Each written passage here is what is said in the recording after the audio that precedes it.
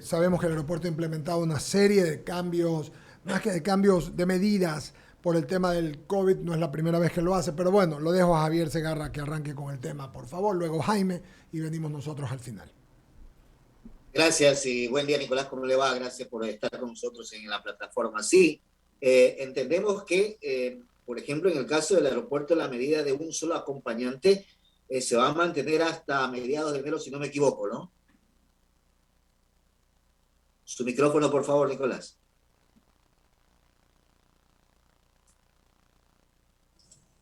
Ok, ahí sí. Correcto, buenos días a todos. ¿Cómo le va? Javier, la idea es mantenerla por 15 días más, pero estamos monitoreando día a día para ver cómo está la situación y ver si esa medida se le elimina antes de lo programado, o sea, antes de los 15 días. Desgraciadamente, el público realmente no respondió a los pedidos de ser más prudentes. Estábamos dejando entrar al interior del aeropuerto con controles adecuados y distancias adecuadas, y el resto de las personas se mantenían afuera.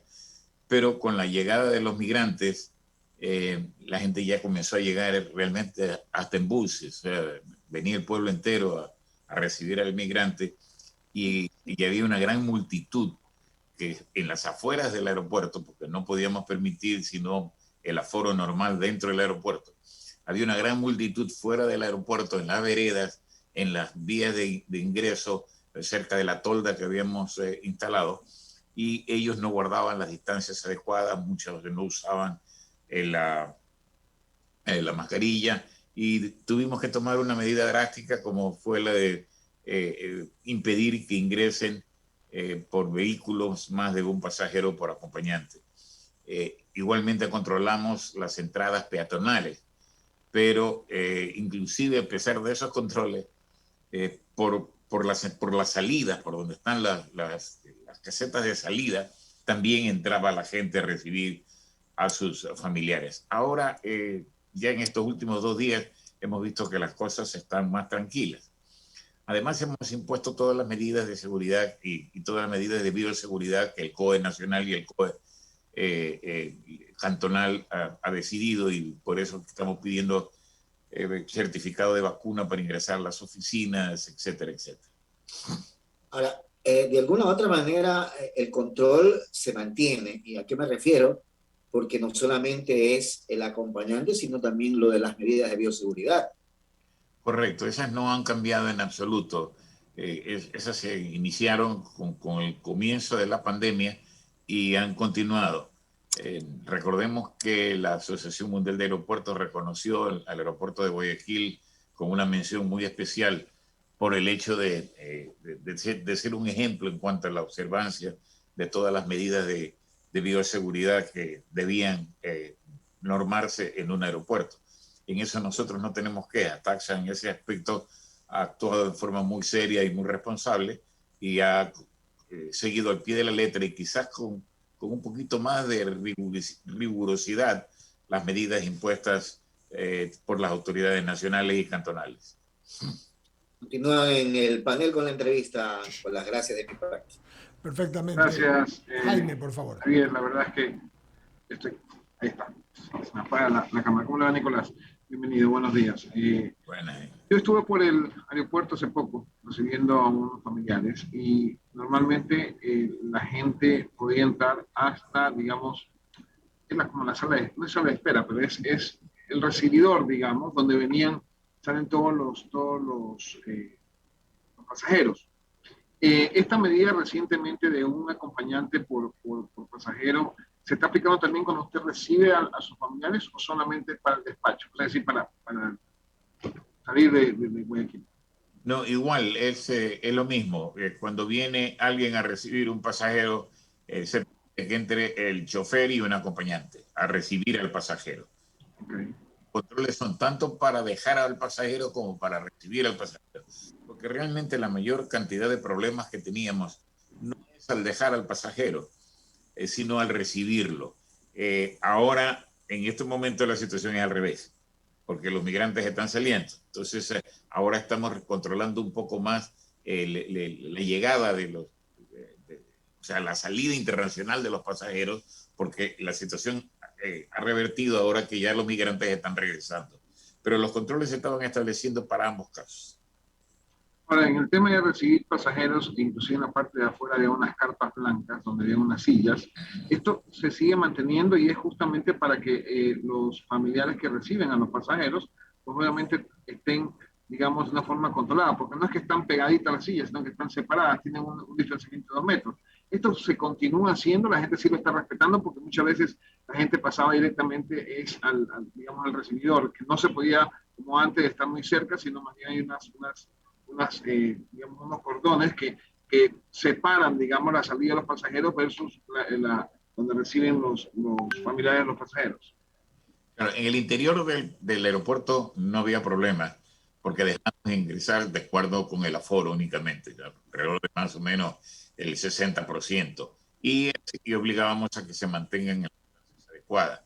El problema era fuera del aeropuerto. En lugar de estar esperando en la carpa, personas se juntaban al pie de la vereda, a la salida de la puerta, al pie de la puerta y del corredor de salida internacional. Y allí es donde teníamos las grandes multitudes. Desgraciadamente la gente no espera en la tienda que hemos puesto, en donde podrían estar sentados cómodamente, sino que quieren estar al pie, ver al pasajero, saludarlo, darle el beso, abrazarlo, o comenzar a gritar desde el momento que... Es verdad, es verdad. Todo el mundo lo va a despedir o lo va a recibir con toda la familia, banda de pueblo. Es una costumbre que en COVID no se puede hacer, pero usted sabe, Nicolás, que es una costumbre bien nuestra, ¿no? Por supuesto. Aquí viene el pueblo entero a despedir o a recibir al pasajero. Es una costumbre nuestra, pero desgraciadamente en COVID tenemos que poner freno a esta situación. Ahora, se le está exigiendo a los que van a ingresar a la terminal aérea ¿cómo se llama? El certificado de vacunación. ¿Sí? De vacunas, sí. Nosotros, hay 2 controles. Uno es aquí al ingresar a las oficinas, ¿no? Aquí nosotros tenemos 3 pisos de oficinas en donde estamos Taxa, la autoridad aeroportuaria y otras instituciones.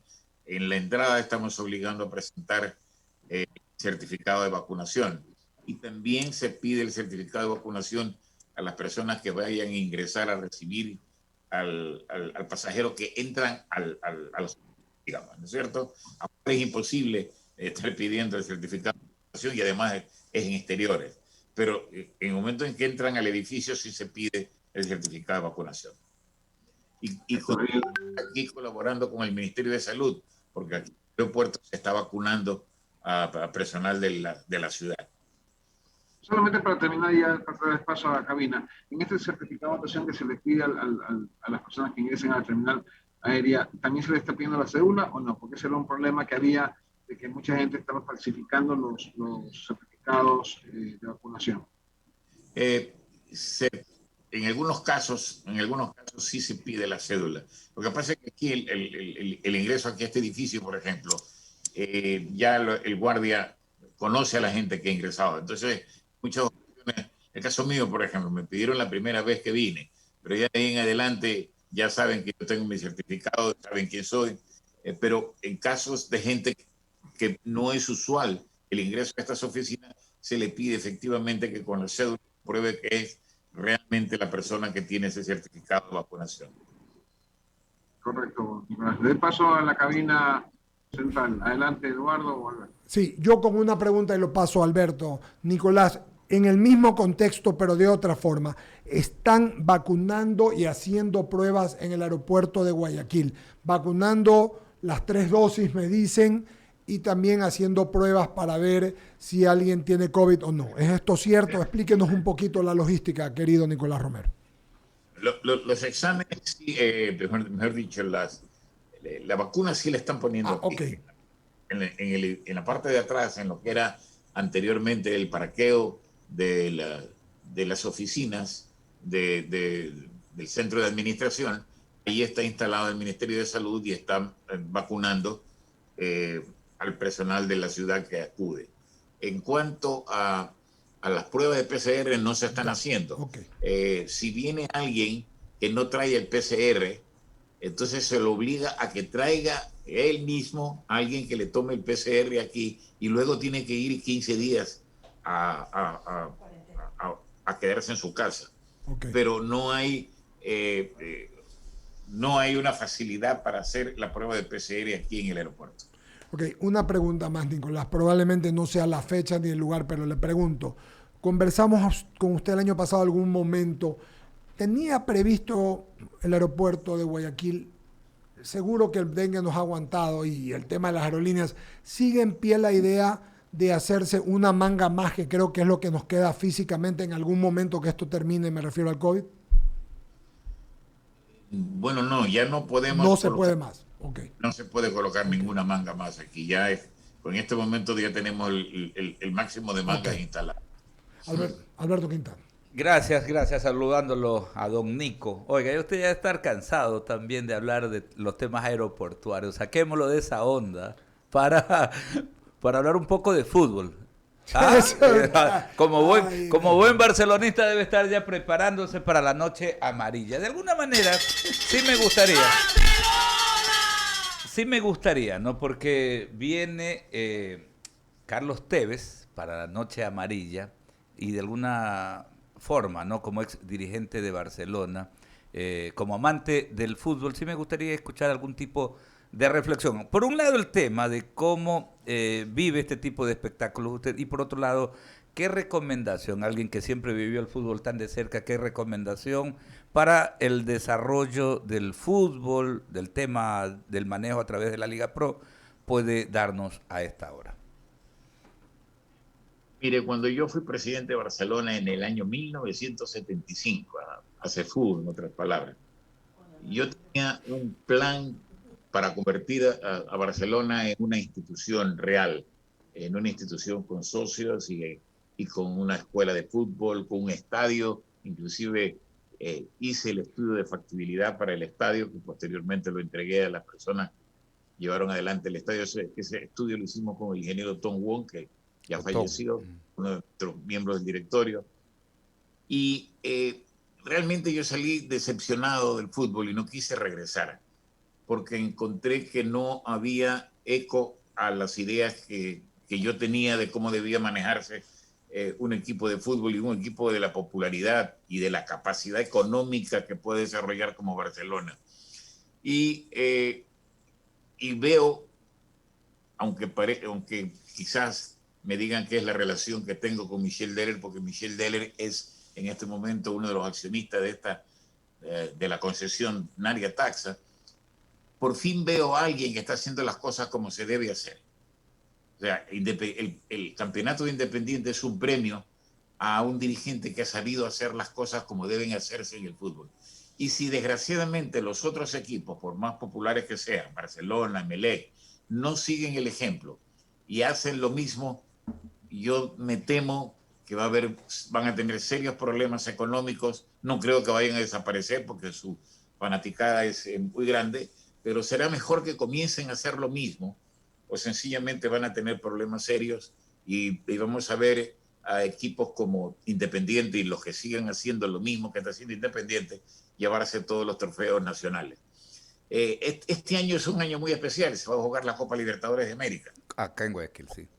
Entonces yo no entiendo cómo Barcelona no está haciendo todos los esfuerzos económicos como para tratar de llegar a las finales y jugar esas finales en su estadio. Yo sé que el equipo está tremendamente desfinanciado, pero mire, no sé si sería interesante hablar con una serie de instituciones y, por ejemplo, hablar con la cervecería para que traiga al jugador Cervecería Nacional y que la Cervecería Nacional financie esa estrella que se traiga, que se hable con, no sé, Tía, para que venga el jugador Tía, que se hable con la Cemento Nacional para que venga el jugador Rocafuerte. O sea, hablar con una serie de instituciones para que cada uno de ellos financie una gran figura y armar un equipo extraordinario que pueda llegar a las finales. Barcelona tiene el atractivo de que es un elemento que puede producir muchísimo dinero y debido a su nombre, debido a la popularidad.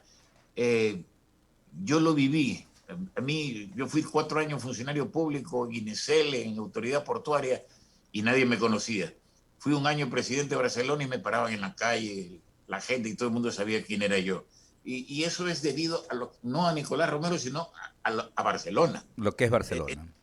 Es Barcelona lo que atrae y es Barcelona una pasión de multitudes. Y hay que aprovechar ese nombre, y Emelec debe hacer lo mismo porque Emelec también es un equipo muy popular, para producir suficiente financiamiento y el suficiente respaldo como para armar una escuela de fútbol, básicamente para no depender de jugadores extranjeros, sino tener sus propios jugadores, como está haciendo Independiente. Correcto. Escucho sus conceptualizaciones, ¿no? Y eso es lo que precisamente en su momento usted como expresidente de Barcelona quería darle a la institución, ¿no? Ese manejo a nivel de corporación privada, que es lo que ha hecho Michel Deller con Independiente. Esa es la idea, ¿no? Y hacia allá va el fútbol mundial. Claro, pero no solo manejarlo como Independiente, sino hacer las cosas que él ha hecho. Por ejemplo, crear un centro de capacitación, llevar a los chicos, educar a los chicos, tener divisiones menores y producir sus propios elementos, y que inclusive le han significado un ingreso grande de dinero porque ha podido vender al exterior a esos jugadores. Si los equipos de fútbol hicieran eso, los grandes equipos de fútbol, como Barcelona y como Emelec, hicieran eso, tuviéramos un nivel de fútbol mucho más interesante aquí en la provincia del Guayas.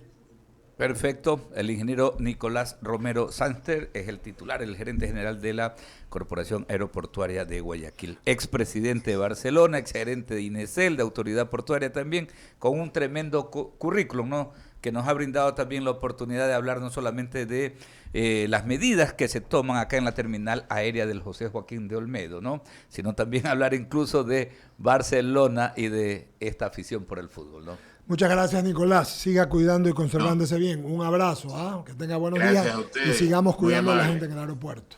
Buenos días. Y feliz año.